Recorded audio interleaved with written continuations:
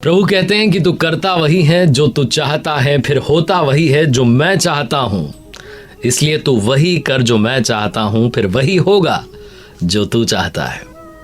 नमस्ते, प्रणाम, स्वागतम। आप देख रहे हैं गीता ज्ञान, एक नई सीरीज जहां आज हम बात करने जा रहे हैं एकादश अध्याय के सार की। श्रीमद् भगवद गीता के एकादश अध्याय के सार को समझिए।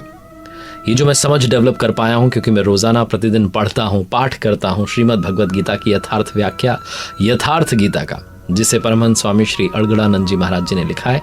आप भी घर बैठे मंगवा सकते हैं, फ्री कॉपी ऑर्डर कर सकते हैं www.yatharthgita.com से। 10 अध्याय तक जो हमने बात की, जो सार समझा, भगवान श्री कृष्ण ने अपने सखा को बताया कि मैं कौन हूं, अपनी विभूतियों का विस्तार से वर्णन किया, कर्म क्या होता है, यज्ञ क्या होता है, सब कुछ समझाया। अब एकादश अध्याय के प्रारंभ में धनुर्धर अर्जुन ने प्रभु से प्रार्थना की, कहा कि आप मुझे अपनी विभूतियों के बारे में विस्तार से बता चुके हैं, लेकिन अब मैं उन्हें देखना चाहता हूं, क्योंकि सुन लेने के बाद देखना बाकी रह जाता है, प्रत्यक्ष दर्शन बाकी रह जाते हैं। तो एकादश अध्याय के प्रारंभ में भगवान श्री कृष्ण जो थे वो दर्शन के लिए तुरंत मान गए, सहमत हो गए। बिना किसी विवाद के उन्होंने अपना वो जो विराट स्वरूप है वो दिखाना शुरू किया। वो कहने लगे कि अब मेरे अंदर खड़े सप्तर्षि और उनसे भी पूर्व होने वाले ऋषियों को देख।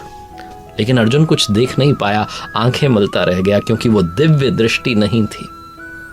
एकादश अध्याय के प्रारंभ में अर्जुन ने कहा, अर्जुन उवाच मन्यसे यदि तच्छक्यम मया द्रष्टुमिति प्रभो योगेश्वर ततो में त्वम दर्शयात्मान म व्ययम। अर्जुन ने कहा, है प्रभु, क्या मेरे द्वारा आपका वो रूप देखा जाना संभव है?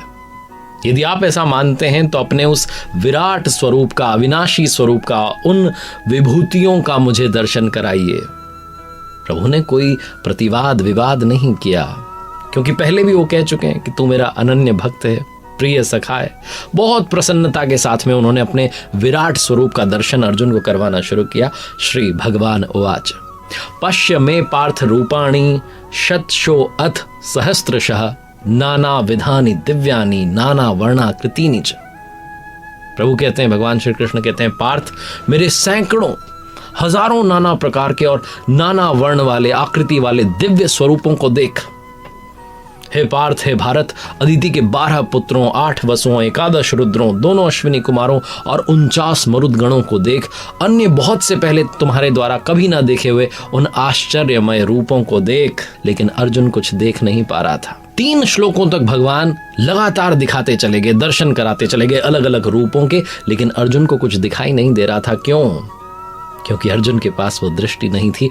अपने विराट स्वरूप का दर्शन कराते हुए अचानक से प्रभु रुक जाते हैं, सहसा रुक जाते हैं और कहते हैं, श्री भगवान उवाच न तू माम शक्य से द्रष्टु मनेनेव स्वचक्षुषा दिव्यम ददामि ते चक्षुः पश्य मे योगमेश्वरम। हे अर्जुन, तू मुझे अपने इन नेत्रों द्वारा, चर्म चक्षुओं द्वारा नहीं देख पाएगा, समर्थ नहीं है। इसलिए मैं तुम्हें दिव्य अलौकिक दृष्टि देने जा रहा हूं, जिससे तुम मेरे प्रभाव को और योग शक्ति को देख पाओगे। जो दृष्टि अर्जुन को मिली, अर्जुन यानी कि अनुरागी, जो भगवान का भक्त है, जो अनन्य भक्त है, वही दृष्टि संजय को भी मिली। जैसा कि स्वामी जी ने यथार्थ गीता के प्रारंभ में कहा, बताया कि धृतराष्ट्र जो है वो आपका अज्ञान से ढका हुआ मन है, और संजय जो है उसकी दृष्टि से देख पाता है, संजय यानी कि संयम।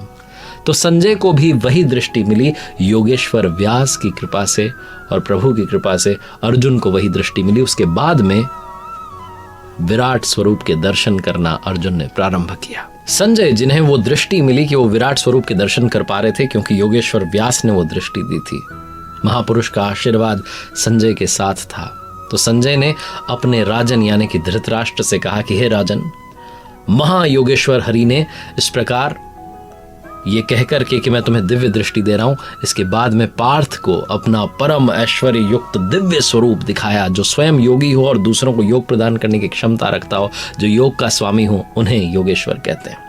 इसी तरीके से जो सर्वस्व को हर ले, जो दुख के साथ साथ सुख को भी हर ले, क्योंकि सुख रहेगा तो फिर से दुख आ जाएगा, इसलिए जो सर्वस्व को हर ले उन्हें हरि कहा जाता है। उन हरि ने अपना स्वरूप दर्शाना शुरू किया, दर्शन देना शुरू किया। संजय उवाच अनेक वक्त्र नयनम अनेकाद्भुत दर्शनम अनेक दिव्याभरणम दिव्या अनेकोद्यतायुधम दिव्य माल्याम्बरधरम दिव्य गंधानुलेपनम सर्वामयम देवम अनंतम विश्वतोमुखम। संजय कहते हैं कि अनेक मुख और नेत्रों से युक्त, अनेक अद्भुत दर्शनों वाले, अनेक दिव्य भूषणों से युक्त और अनेक दिव्य शस्त्रों को हाथों में उठाए हुए तथा दिव्य माला वस्त्रों को धारण किए हुए, दिव्य गंध का अनुलेपन किए हुए, सीमा रहित, जिसकी कोई सीमा नहीं, विराट स्वरूप परम देव को दृष्टि मिलने पर अर्जुन ने देखना प्रारंभ किया। संजय कहते हैं धृतराष्ट्र को, हे राजन, आकाश में ऐसा लगा कि 1000 एक साथ हजारों सूर्य जो हैं उनका उदय हो गया, इतना प्रकाश हो गया है। वो प्रकाश भी कहीं लग नहीं रहा है उन विश्वरूप प्रभु के सामने। इसके बाद में आश्चर्य से युक्त अर्जुन जो था वो परमात्मा देव को, परमात्मा को दंडवत प्रणाम करके कहने लगा। अर्जुन उवाच पश्यामि देवांस्तव देव देहे सर्वांस तथा भूत विशेष संगान ब्रह्मांड मीशम कमलासनस्थ मृषिंश्च सर्वानुरंगाश्च दिव्यान। अर्जुन ने कहा, हे देव, हे परमात्मा, मैं आपके शरीर में बैठे संपूर्ण देवों को, अनेक भूतों के समुदायों को, कमल के आसन पर बैठे हुए ब्रह्मा जी को, महादेव जी को, संपूर्ण ऋषियों को, दिव्य सर्पों को देख रहा हूं। ये इमेजिनेशन नहीं है, ये प्रत्यक्ष दर्शन है और ये तब मिलेंगे जब हम बहुत सारा ध्यान करेंगे, बहुत सारी तपस्या करेंगे, वो प्रभु प्रसन्न होंगे और अपना विराट स्वरूप हमें दिखाएंगे। ये सब तब संभव होगा जब हम मेडिटेशन के उन सारे लेवल को क्रॉस करके पहुंचेंगे परम धाम तक। युग धर्मों को हम पार करेंगे, जो भगवान श्री कृष्ण कहते हैं यदा यदा ही धर्मस्य ग्लानिर्भवति भारत। आगे अर्जुन कहते हैं अनेक बाहुदर वक्त्र नेत्रम पश्यामि त्वाम सर्वतो अनंत रूपम नान्तम न मध्यम न पुनस्तवादिम पश्यामि विश्वेश्वर विश्वरूप। विश्व के स्वामी, मैं आपको अनेक हाथ, पेट, मुख और नेत्रों से युक्त अनंत रूपों वाला देखता हूं। मैं आपके आदि, मध्य और अंत का निर्णय नहीं कर पा रहा हूं। किरीटिनम गदिनम चक्रिणम च तेजो राशिम सर्वतो दीप्तिमंतम पश्यामि त्वाम दुर्निरीक्षम समन्ता दीप्त न लार्क द्युतिम प्रमेयम। मैं आपको मुकुट युक्त, गदा युक्त, चक्र युक्त, हर ओर से प्रकाशमान तेजपुंज स्वरूप, प्रज्वलित अग्नि और सूर्य के सदृश, देखने में दुष्कर, जिसको देखने में कठिनाई हो, सब ओर से बुद्धि आदि से ग्रहण न हो सकने वाला अप्रमेय देखता हूं। जब ये विराट स्वरूप अर्जुन ने देखा तो प्रभु की स्तुति करने लगा। अर्जुन उवाच अमी ही त्वाम सुरसंगा विशंति केचिद भिताः प्रांजलयो गृणन्ति स्वस्तित्युक्त्वा महर्षि सिद्ध संगाः स्तुवन्ति त्वाम स्तुतिभिः पुष्कलाभिः। अर्जुन ने कहा, वे देवताओं के समूह आप में ही तो प्रवेश कर रहे हैं। कई सारे तो भयभीत होकर के हाथ जोड़ करके आपके गुणों का गुणगान कर रहे हैं। महर्षि और सिद्धों के समुदाय स्वस्ति वाचन, कल्याण हो, ऐसा कहते हुए संपूर्ण स्तोत्रों द्वारा आपकी स्तुति कर रहे हैं। आपके विकराल और कालाग्नि के समान प्रज्वलित मुखों को देखकर मैं दिशाओं को नहीं जान पा रहा हूं। चारों ओर इतना प्रकाश है कि मुझे दिशाएं समझ में नहीं आ रही हैं।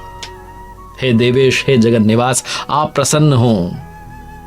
अर्जुन ने कहा, अर्जुन उवाच अमी च त्वाम धृतराष्ट्रस्य पुत्राः सर्वे सहेवाव निपाल संघे भीष्मो द्रोणः सूत पुत्रस्तथासो सहास्म दिएरपि योध मुख्य। वे सब धृतराष्ट्र के पुत्र राजाओं के समुदाय सहित आप में प्रवेश कर रहे हैं। भीष्म, पितामह, द्रोणाचार्य, कर्ण, वो कर्ण जिससे कि अर्जुन बहुत भयभीत था, वो कर्ण भी, और हमारी ओर के भी जो प्रधान योद्धा हैं, सब के सब बड़े वेग से आपके विकराल दाढ़ों वाले भयानक मुखों में प्रवेश कर रहे हैं। उनमें से तो कितने सारे चूर्ण हुए सिरों सहित आपके दांतों के बीच में लगे हुए दिखाई पड़ रहे हैं। सबके सर जो हैं वो उनका चूर्ण बन चुका है।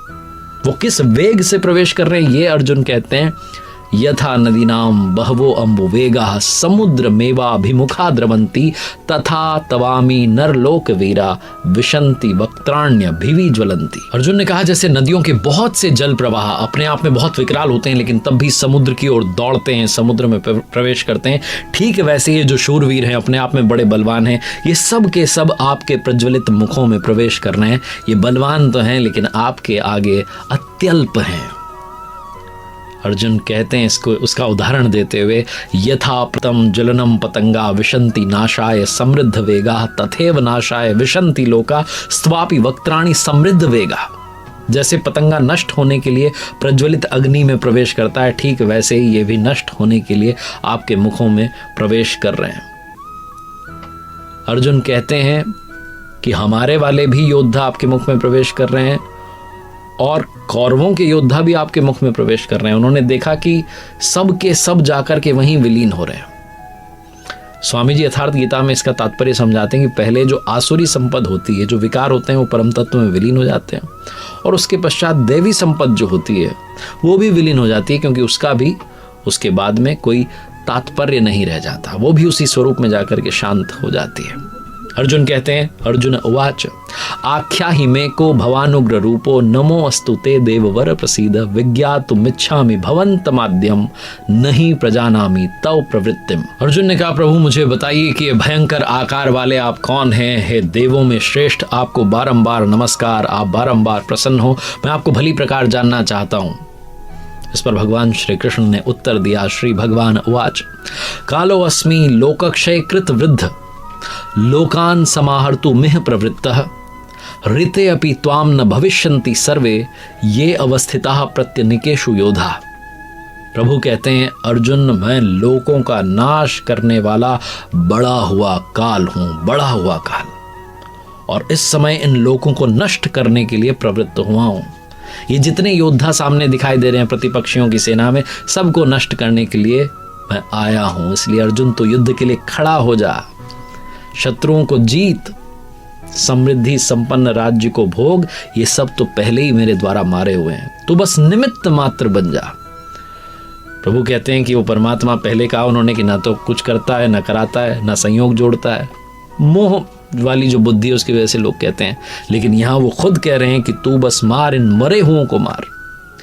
इसका तात्पर्य ये है कि जो अनुरागी होता है, जो उस स्तर का साधक होता है, जो उस स्तर तक पहुंच जाता है जिसे प्रभु कहते हैं कि तू मेरा प्रिय है, उसके लिए प्रभु स्वयं खड़े हो जाते हैं। और जो यहाँ बात की गई संपन्न राज्य को भोगने की, ये वो सुख है जो परम धाम की प्राप्ति के बाद मिलता है। प्रभु का कहने का मतलब यह है कि परमात्मा और प्रकृति के बीच में, स्वामी जी यथार्थ गीता में स्पष्ट करते हैं कि एक वो रेखा होती है, जब आप उस रेखा को पार कर जाते हैं तो आपका जो भी कार्य हो रहा है वो प्रभु स्वयं करते हैं। उससे पहले ये मोह वाली बुद्धि है जिसमें आकर के हम कहते हैं कि वो सब करा रहे हैं, वो सब नहीं करते। वो सब तब करते हैं जब हम उस स्तर के साधक बन जाते हैं।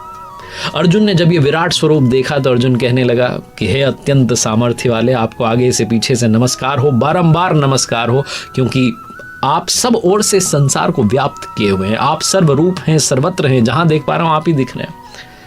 बारंबार प्रणाम करके, नमस्कार करके भयभीत हुआ अर्जुन, डर गया था। अर्जुन ने अपनी भूलों के लिए क्षमा याचना की। अर्जुन ने कहा, अर्जुन उवाच सखेति मत्वा प्रसभम यदुक्तम, हे कृष्ण हे यादव हे सखेति अजानता मही मानम तवेदम मया प्रमादात प्रणयेन वापी। अर्जुन ने कहा कि मुझे आपका यह प्रभाव नहीं पता था, इसलिए मैंने आपको सखा मानकर, मित्र मानकर, दोस्त मानकर, प्रेम से, प्रमाद से कभी हे कृष्ण हे यादव हे सखा कह दिया हो, कभी कोई मैंने आप पर टिप्पणी कर दी हो, हंसी के लिए मैंने कुछ बात कह दी हो, लोगों के सामने अपमानित कर दिया हो, तो मुझे बारंबार क्षमा करें। जैसे पितामह अपने बच्चों को क्षमा करते हैं, वैसे ही आप मुझे क्षमा करें। कृष्ण कहना गलत नहीं था क्योंकि उनका नाम था, सांवला उनका रंग था, गोरे थे नहीं।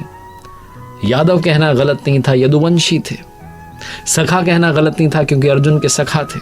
बारंबार क्षमा मांगने लगा अर्जुन, क्योंकि उसे जब वो प्रभाव समझ में आया तो अर्जुन ने समझा कि इनका नाम ओमकार है, इनका जो परिचायक है, जो सिंबल है, वो ओम है।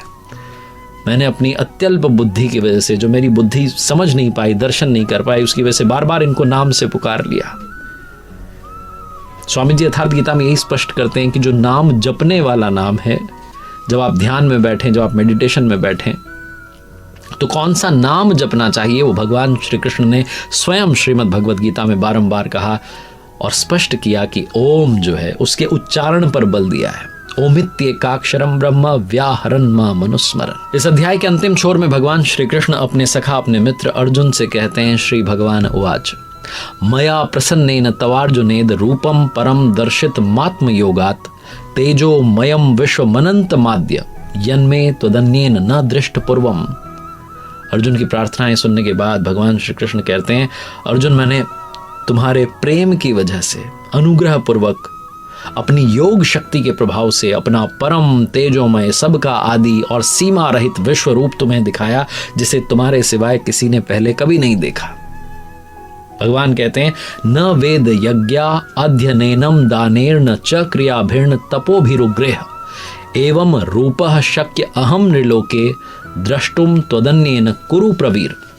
प्रभु कहते हैं कि इस मनुष्य लोक में इस प्रकार विश्व रूप वाला मैं ना तो वेद से, न यज्ञ से, न अध्ययन से, न दान से, न क्रिया से, न उग्र तप से और ना किसी और प्रकार से देखा जाने को संभव हूं सिवाय तेरे। तुम्हारे सिवाय ये रूप कोई और देख नहीं सकता। तब तो क्या हमारे लिए श्रीमद् भगवद गीता नहीं है? भगवत दर्शन की योग्यताएं क्या अर्जुन तक सीमित रह गईं? स्वामी जी यथार्थ गीता में कहते हैं कि अर्जुन जो है वो अनुरागी है। मिलहि न रघुपति बिनु अनुरागा। जब आपके मन में लगाव आता है, प्रेमोल्लास आता है प्रभु के दर्शन के लिए, तो प्रभु प्रकट होते हैं। सबसे पहले वो भाव जगाइए, सबसे पहले अनुरागी बनिए। एकादश अध्याय के सार में इतना ही। इस अध्याय का नाम है विश्व रूप दर्शन योगो नाम एकादशो अध्याय। देखते जय श्री कृष्ण। प्रभु कृपा बनी रहे।